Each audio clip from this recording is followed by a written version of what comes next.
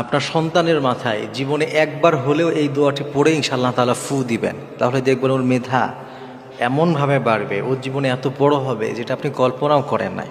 Life অন্তত একবার হলেও এটা আপনার করা উচিত, কারণ এই দোয়াটি নবী সাল্লাল্লাহু আলাইহি ওয়াসাল্লাম করেছিলেন এমন একজন সাহাবীর জন্যে যে ওই সাহাবী জগৎ বিখ্যাত সাহাবী হয়ে গিয়েছিলেন। এই জন্য এই দোয়াটা অত্যন্ত পাওয়ারফুল একটা দোয়া। এই পৃথিবীতে আপনি যত বড় বড় আলেম দেখেছেন কিংবা যত বড় বড় মুহাক্কিক মুফাসসির মুহাদ্দিস দেখেছেন, সকলের জন্যই তাদের বাবা মা তাদের উস্তাদরা এই দোয়াটা করতেন। অসাধারণ একটি দোয়া। এই দোয়াটা ইনশাআল্লাহ জীবনে একবার হলেও করা উচিত।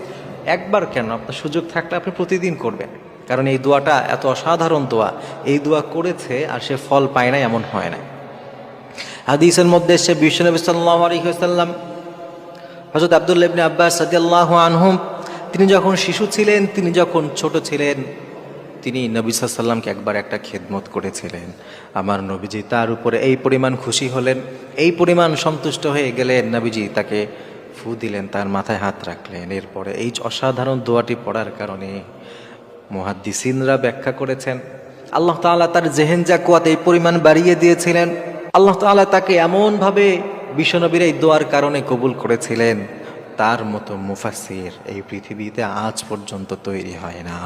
সুবহানাল্লাহ। প্রিয় ভাই, খেয়াল করেন, নবীজির এক দোয়ার কারণে তিনি এত বড় মুফাসসির পেয়েছিলেন যে তার মতো মুফাসসির আর পাওয়া যায় না। আপনি যদি কোরআনের তাফসীর করতে চান, আপনি যদি কোরআনের কোনো অংশ বুঝতে চান, হযরত আব্দুল্লাহ ইবনে মাসউদকে ছাড়া, হযরত আব্দুল্লাহ ইবনে আব্বাসকে ছাড়া বোঝা সম্ভব নয়। তার কাছে হয়েই আপনাকে বুঝতে হবে।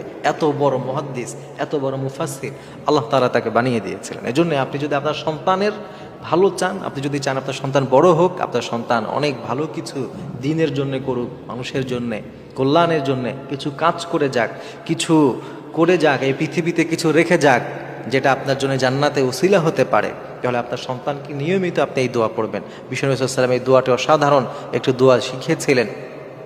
নবী সাল্লাল্লাহু আলাইহি ওয়াসাল্লাম হযরত আব্দুল্লাহ ইবনে আব্বাস রাদিয়াল্লাহু আনহুকে এই দোয়া পড়ে ফু দিয়েছিলেন, আল্লাহুম্মা ফাক্কিহহু ফিদ্দীন, আল্লাহুম্মা ফাক্কিহহু ফিদ্দীন ওয়া আল্লিমহু তা'ওয়িল। এই অসাধারণ এই দোয়া বিশ্বনবী সাল্লাল্লাহু আলাইহি ওয়াসাল্লাম করেছিলেন যে আল্লাহুম্মা ফাক্কিহহু ফিদ্দীন, এই এতটুকু অন্তত করবেন। এরপরে ওয়া আল্লিমহু তা'ওয়িল, এই চমৎকার এই দোয়াটা আপনার সন্তানকে আপনি করেন, ওর মাথায় হাত রেখে করেন, ওকে এই দোয়া পড়ে ফু দেন, ওকে শেখান।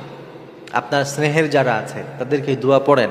সবসময় এই দোয়াগুলো যদি সন্তানের জন্য পড়েন, কিংবা যাকে চান আপনি সে জেহেন জাকওয়াত ভালো হোক, তার মেধাশক্তি ভালো হোক, অনেক ভালো কিছু করুক, আপনি নিয়মিত তার জন্য এই দোয়া পড়বেন।